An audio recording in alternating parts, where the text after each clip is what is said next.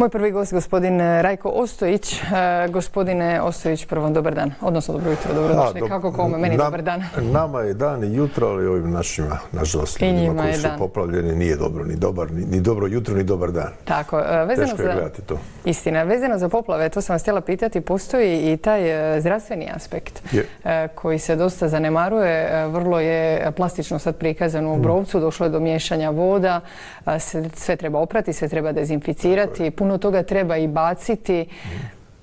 Na svu sreću imamo odličnu zbilja javnu službu javnog zdravstva, ali u svakom slučaju osobito u Dalmaciji pa dijelom i u Slavoniji su septičke jame rađene kad su rađene, nisu održavane i nažalost to je problem koji traje desetljećima s jedne strane, s druge strane dobro da zadnjih čini mi se 2, 3, 4 godine, možda i više, smo iz europskih fondova dobili velika sredstva za sređivanje kanalizacijske mreže.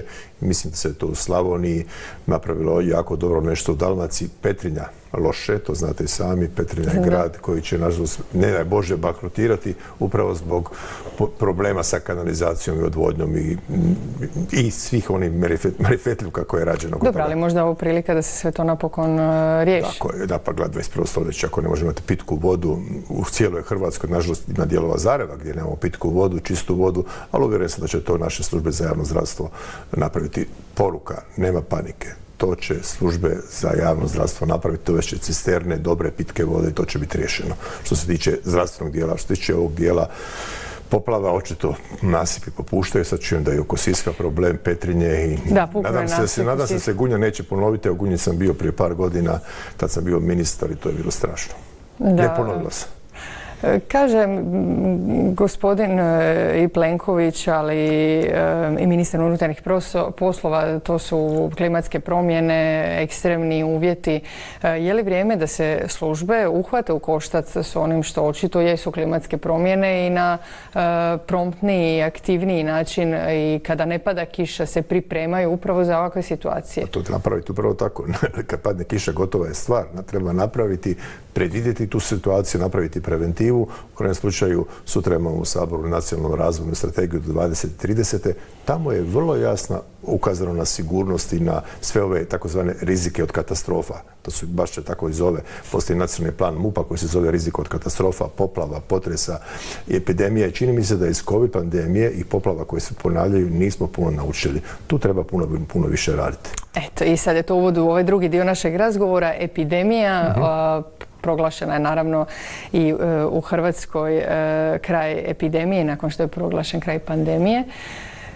Iz Hrvatskog zavoda za javno zdravstvo ne žele baš komunicirati s medijima. Gospodin Kajić je otkazao razgovor našoj Nataši Božić-Šarić u TNT-u, pa gospodin Bartulica kaže da je pozvao ih u Sabor i da su mu rekli da svi imaju neke iznenadne situacije i poslali su ono priopćenje u kojem kažu da, ukratko, da sumiram, da je epidemija gotova i da nema potrebe više razgovarati o tome. A opet ima.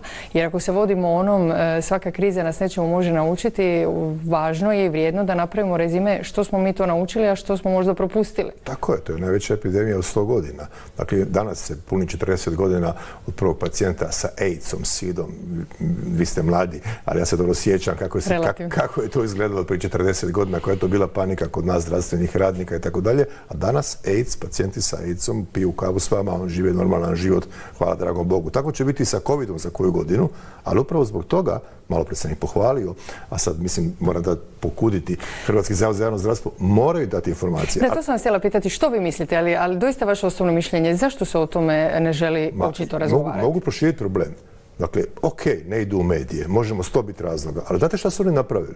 Dakle, proglasili kojih razloga? Mi ih plaćamo između ostalog. Ali politikanskih razloga, jer su ipak oni većinom članovi HDZ-a, dakle politikanskih razloga, ali znate što su napravili prema nama zdravstvenim radnicima? Što? Pa ministarstvo reklo nema epidemije, Capak rekao nema epidemije, a šta ćemo mi s pacijentima koji imaju COVID? Pa jeste dobili upute neke? Pa rekao je Capak na televiziji i ministar, to će rješavati bolnice sporadično. Znači, zato vas je pitao. Pa zamislite vi koji je to paradoks? Znači svaka bolnica može imati svoj protokol? Pa to je nevjerojatno. Ja sam osupnut takvim jednim aljkavim pristupom prema nama, odnosno prema pacijentima, lako za nas zdravstvene djelatnike. Dakle, ispada da svaka bolnica, svaki grad, svaki dom zdravlja može imati svoj protokol. Nedopustivo. Dakle, predlažem da se skockaju, da napišu protokol za Hrvatsku, kao što su uređene države na zapadu već napravile za svoju državu.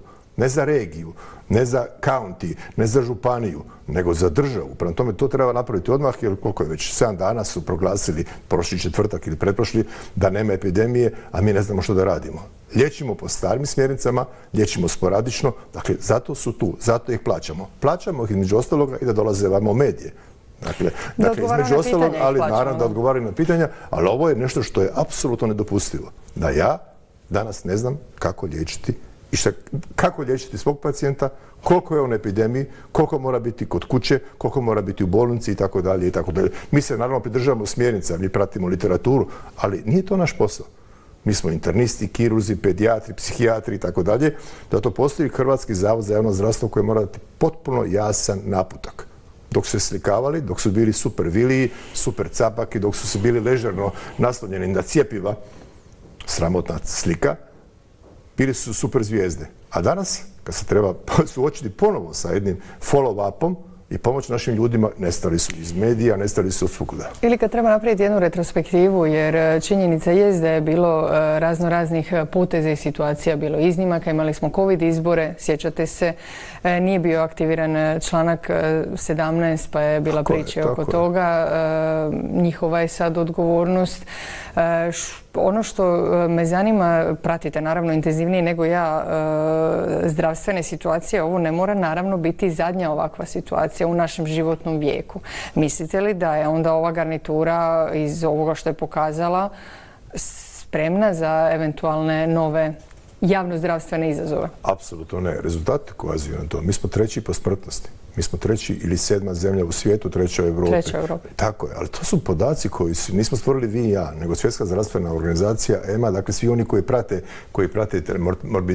morbiditet i mortalitet u ovom slučaju dakle, od koronavirusa. Po cijepljenju smo predzadnji, čini mi se da je Bugarska ispod nas. Tko je za to kriv? Pa zdravstvena administracija. Ne mogu oni optuživati građani, niti nas zdravstvene radnike. Dakle, bila je loša kampanja. Očito nisu znali reći pacijentima šta treba, zašto se cijepiti, zašto se ne cijepiti. Bilo je dosta iznimaka, bilo je dosta raznih poteza. Sjećate se, pa je ljude to naravno izbunjivalo i bilo je to svega. Bilo je i cijepljena preko reda. I to se ljudima zgadilo. Dakle, iz svega toga, mi smo jedina država koja je zatvorila jednu bolnicu, po mojim informacijama, zatvorila jednu bolnicu, pretvorila je u COVID bolnicu za razliku od drugih regija gdje su sve bolnice bile COVID. Dakle, treba to detaljno, dobro analizirati, jer zbilja iz ovoga treba puno naučiti. Ja sam završio medicinu 86. i od tada do danas se svake godine otkriju 2 do 3 nove bolesti.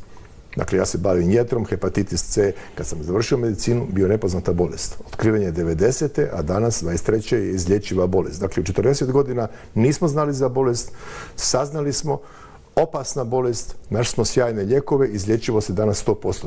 Dakle, Hrvatski zavod za javno zdravstvo se zbilja ponaša indolentno prema svojim obvezama, prema upravama bolnica, prema šefovima bolnica u prvom redu i svojim pacijentima i napokon se tu moraju pokrenuti. A tako je vjerojatno i kolektivno pregovaranje, jer samo gaši požar. To ćete me vjerojatno pitati. Tako je. To je nastavak razgovora.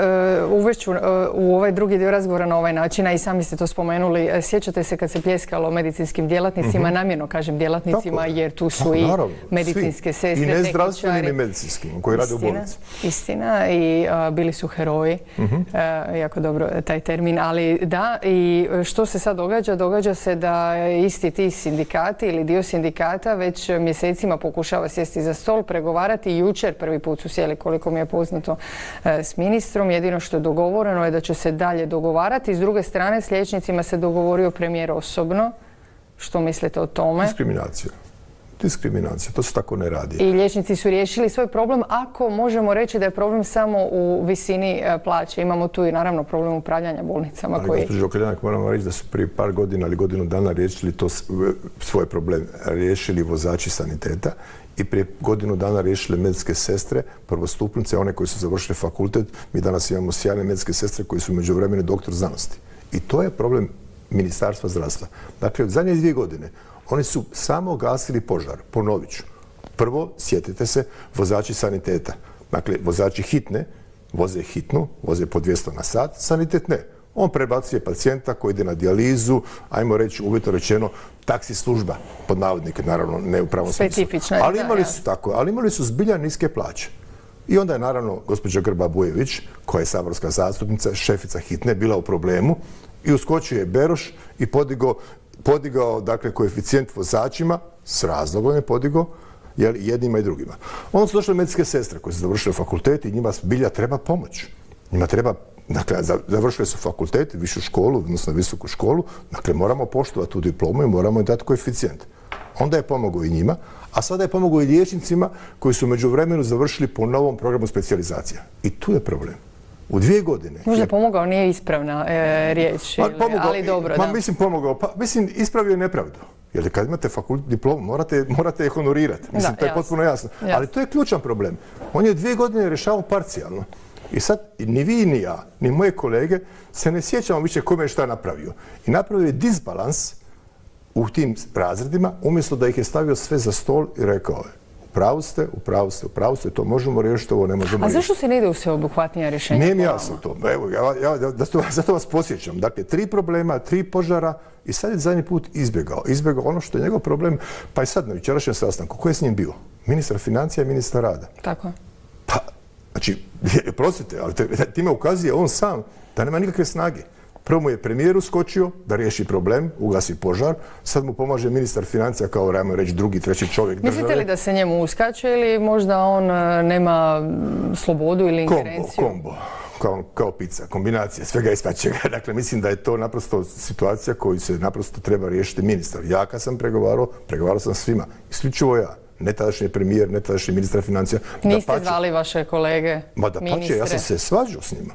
Ukazivao im u 4 oka ili na zatvorenim sjednicama vlade zašto treba honorirati sestre, liječnike, tehničare, vozače i tako dalje. I vjerojatno smo radili greške, ali ja znam svoje svađe sa njima. Jer svako misli da je njihov resor najbolji i najvrijedniji. Kultura, socijala i tako dalje. Dakle, znanost, obrazovanje. Svako za sebe misli da je najvažniji. Prema tome, morate se u svemu tome snaći, ali Beroš se tu ne snalazi.